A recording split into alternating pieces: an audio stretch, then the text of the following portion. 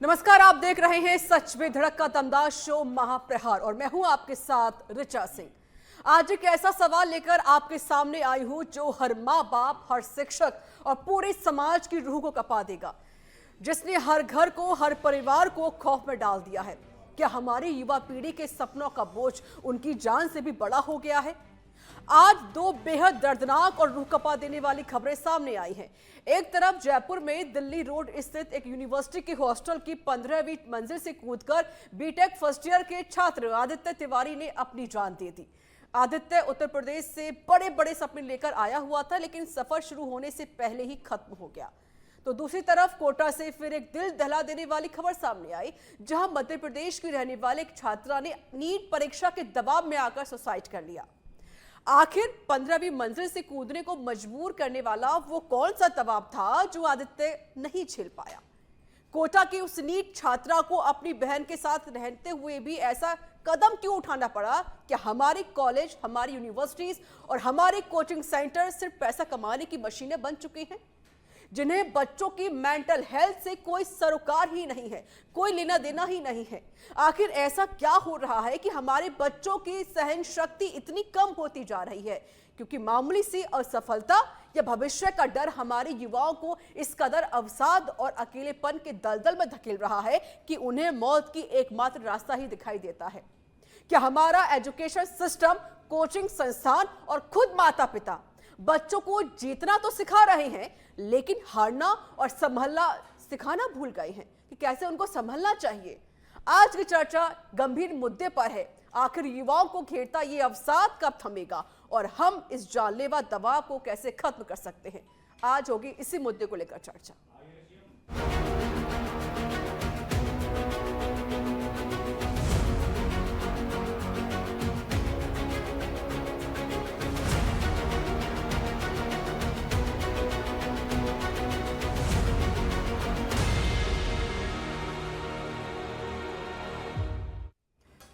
और आज की चर्चा का मकसद किसी एक व्यक्ति या संस्थान को कटघरे में खड़ा करना नहीं, बल्कि उस सोच और उस व्यवस्था को बदलने की कोशिश है जहां मदद मांगना कमजोरी और असफल होना अपराध समझ लिया जाता है। बच्चों को हमारी अपेक्षाओं से ज्यादा हमारी मौजूदगी चाहिए, उन्हें सलाह से पहले सुनने वाला कोई चाहिए। ठीक है, रुक करते सीधे अपने मेहमानों का प्रवक्ता है मेरे संग, हमारे संग जुड़े हैं मनोचिकित्सक हैं डॉक्टर अनीता गौतम जी, स्वागत है आपका। मेरे संग जुड़े हैं women and child right activist Bhagyashree Saini ji, आपका भी स्वागत है। इसके अलावा पूर्व पुलिस अधिकारी योगेंद्र जोशी जी भी हमारे साथ जुड़ चुके हैं। सर, आपका भी स्वागत है सच पे धड़क पर। अनीता जी, पहले मैं आपका रुख करना चाहती हूँ, आखिरकार बच्चों के अंदर जो सहनशीलता इतनी जल्दी खत्म कैसे हो गई है? कमी कहाँ पर हो रही है जहाँ पर बच्चे अब सुसाइड करने की नौबत तक आ जाती है, बच्चे सुसाइड कर रहे हैं? अनीता जी, हम लगातार इस बात पर कई समय से बात कर रहे हैं कि बच्चे, हमारे युवा जो वर्ग है, क्यों इस कदर हताश हो जाता है कि उसको सुसाइड ही एकमात्र रास्ता नजर आता है। पर फिर भी कई उपाय सरकार की तरफ से किए गए, अभी हॉस्टल वालों ने, कोचिंग वालों ने भी कई उपाय किए, पर लगता है ये सिलसिला कभी खत्म ही नहीं हो रहा है। आज भी हमारा बच्चा जो है वहीं पे खड़ा है, कहीं उसको रास्ता नजर नहीं आता है और वो हताश होकर एक सुसाइड जैसा रास्ता अपना लेता है। तो हमें अब ये सोच बदलने की जरूरत है, हमें उनकी अपब्रिंगिंग पर काम करने की जरूरत है कि जिस तरीके से हम हमारे बच्चों को बड़ा कर रहे हैं, सहनशीलता हमें उनको सिखानी पड़ेगी। स्ट्रेस और तनाव हमारे जीवन में एक बहुत बड़ा हिस्सा बन चुका है। रोज की जो रोजमर्रा की जिंदगी, उसके अंदर ही तनाव एक अहम हिस्सा बन गया है। पर उस तनाव को कैसे झेलना है वो कहीं ना कहीं हम बच्चों को नहीं सिखा पा रहे। बच्चों को तो सिखाना छोड़, हम कई बार ऐसा लगता है कि माँ बाप खुद उस तनाव को कैसे झेले, उस तनाव से कैसे उभरे, वही चीज नहीं सीख पा रहे, तो जो बच्चों को कैसे सिखाए। जैसे कि ना, बच्चों को वहां भेजते हैं, बच्चों को पर अपनी अपेक्षाएं कह देते हैं कि हम नहीं बन पाए तो तुम्हें बनना है डॉक्टर, इंजीनियर, या फिर बीच बीच में कभी बार बच्चों को ये बोल देना कि हमने उधार लेके तुमको वहां भेजा है या तुम पर इतना पैसा खर्च कर रहे हैं।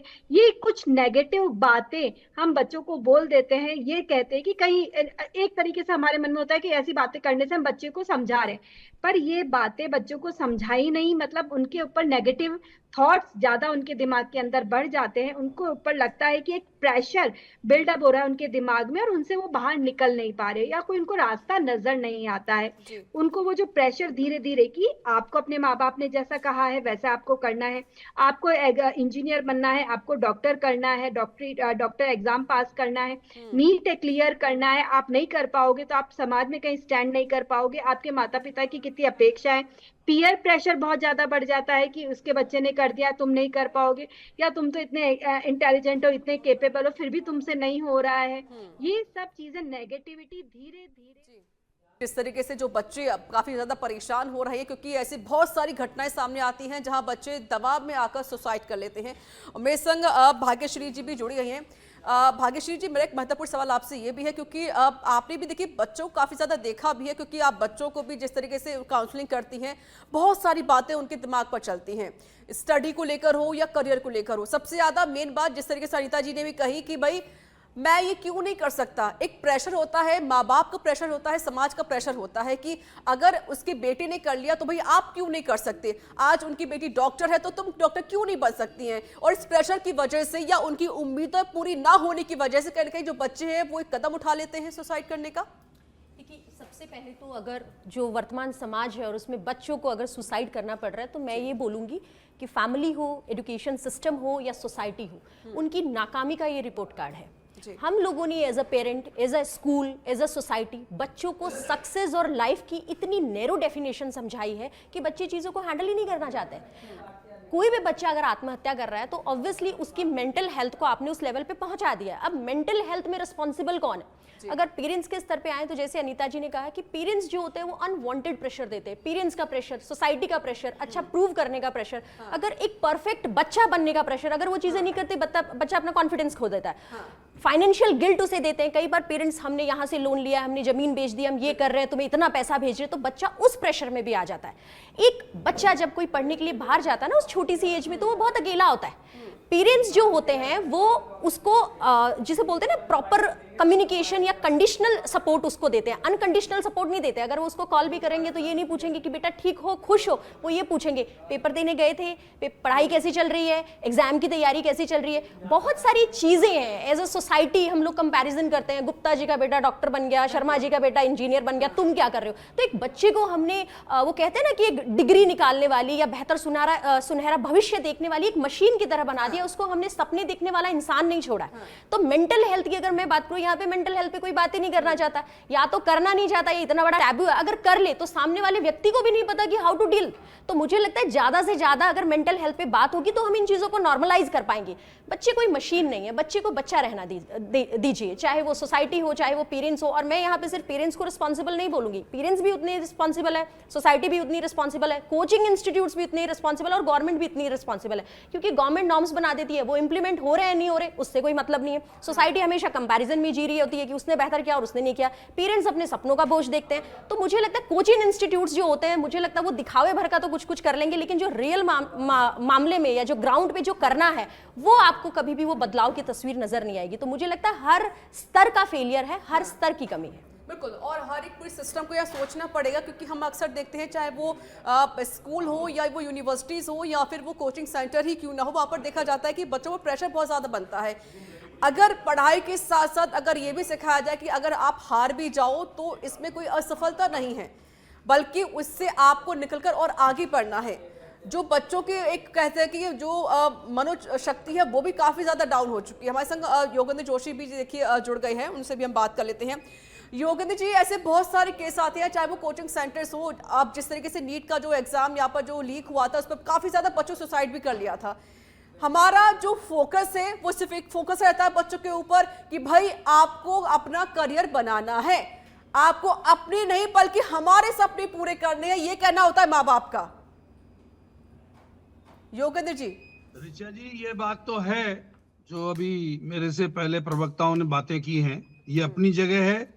लेकिन मैं ये कहना चाहूंगा कि किसी भी चीज को तैयार करने के लिए, कोचिंग इंस्टीट्यूट तैयार करने के लिए, मेडिकल कॉलेज तैयार करने के लिए जो बेसिक है ना हमारे देश का, वो आपने डेवलप तो किया नहीं। अब मैं बताऊं आपको कि बंसल एक इंजीनियर हुआ करते थे जेके में, जिन्होंने बंसल क्लासेस चालू की थी। जी। वो एक टेबल के ऊपर 10 स्टूडेंट बिठाया करते थे। आज देखिए कोटा के अंदर कितने कोचिंग संस्थान हो गए। तो जो तरीका है, जो बेस है किसी भी चीज का, न उसका एक्सपेरिमेंट किया गया, न उसके ऊपर कोई नियम कानून बने हुए हैं, न उसके अंदर कोई तरीके बने हुए हैं। अब आप बताइए, अब इन्होंने ये बताया है कि साहब हम ये बना रहे हैं, वेब बेल्ट टूल्स बना रहे हैं, जिसके अंदर मतलब बच्चे क्यों आत्महत्या करते हैं उसकी हम अध्ययन करेंगे, और उसमें अध्ययन करेंगे एसएमएस के डॉक्टर होंगे, उसमें आरयूएचएस के होंगे। और जिस तरीके से जो बच्चे आज का सुसाइड कर रहे हैं, जिनकी उम्र कम है लेकिन फिर भी बच्चों पर प्रेशर बहुत ज़्यादा होता है उनकी स्टडी का, अपने करियर का। मेरे संग सोशल एक्टिविस्ट भी जुड़ चुकी हैं मोना शर्मा जी। मोना जी, आपका स्वागत है सच पे धड़क पर। मोना जी, आपने अक्सर ये खबरें भी देखी होंगी, ना जाने कितने ऐसे बच्चे हैं जो पढ़ाई के दबाव में, अपने पेरेंट्स के दबाव में, अपने समाज के दबाव में, अपने करियर को लेकर बहुत परेशान होते हैं और सुसाइड तक कर लेते हैं। क्या ऐसा क्या होना चाहिए, पेरेंट्स ऐसा क्या करें कि बच्चे कम से कम ये तो महसूस करें कि हमारे पर दबाव नहीं हो रहा, बल्कि हम जो अपना करियर बना रहे हैं वो तरीके से करियर बनाए और अच्छे से पढ़ाई करें, ताकि वो ऐसे कदम उठाए ना। ऐसा क्या होना चाहिए जी? मैं सबसे पहले तो ये कहना चाहूँगी कि आज राजस्थान में एक बड़ा दुखद दिन है। 3 युवाओं ने अपनी ज़िंदगी खोई है और उनका कोई कारण स्पष्ट नहीं है, पर एक दुखद चीज़ है कि जब हमें ईश्वर जन्म देता है तो हमें एक नेचुरल डेथ की हमसे एक्सपेक्टेशन की जाती है, या ये ऐसे ही बना है। लेकिन 3 सुसाइड हुए हैं और तीनों सुसाइड ऐसे थे कि जिसमें कहा जा रहा है कि एक वो दबाव में थे अपने एग्जाम को लेकर के, दूसरा कुछ लिव इन का लेकर एक सुसाइड था 4 महीने का, वो व्यक्ति भी उस ज़्यादा उम्र नहीं थी, और एक और सुसाइड 13 साल के बच्चे का हुआ है। मैं आपको एक चीज़ कहना चाहूँगी, जब हम सुसाइड और डिप्रेशन की बात करते हैं तब हम बड़े निष्ठुर हो जाते हैं। अभी मैं आपके चैनल के माध्यम से जब बातें सुन रही थी तो मुझे ऐसा लग रहा था कि बच्चे ने सुसाइड कर लिया तो माता पिता को आप लोग कटघरे में खड़ा कर देंगे, लेकिन अगर गलती से किसी पिता ने या माता ने सुसाइड कर लिया तो आप सोसाइटी और बच्चों को कटघरे में खड़ा कर देते हैं। मेरा ये कहना है कि हम लोग अगर हम इस तरह से सिर्फ कटघरे में खड़ा करते रहना चाहेंगे कि पेरेंट्स का प्रेशर, तो हम क्या उम्मीद करते हैं पेरेंट्स से कि क्या वो अपने बच्चे को किसी लायक नहीं बनाए, क्या वो दुनियादारी के लिए उस बच्चे को तैयार ही ना करें। आप मान रहे हैं प्रेशर पढ़ाई का है, लेकिन मैं एक मुद्दे की तरफ ध्यान भटकाना चाह रही हूं, ना प्रेशर पढ़ाई का है ना प्रेशर माता पिता का है, मैं पूर्ण रूप से नहीं नकार रही हूं, लेकिन जो आज का सिनेरियो है पिछले 5 से 10 सालों का, मैं उसकी बात करूंगी। माता पिता बहुत बदल चुके हैं, वो अपने बच्चों से डरने लगे हैं ये सुसाइड केस देख करके। और मैं आपको एक बात बताइए, हमारे जयपुर में 2 से 3 साल पहले एक सुसाइड केस हुआ था 13 साल के बच्चे का। हाँ। उसमें कौन माता पिता, कौन सा उसको नीट का पेपर देना था, कौन सा उसको कंपटीशन एग्जाम की तैयारी करनी थी, कौन सा वो कोटा एग्जाम देने गया था।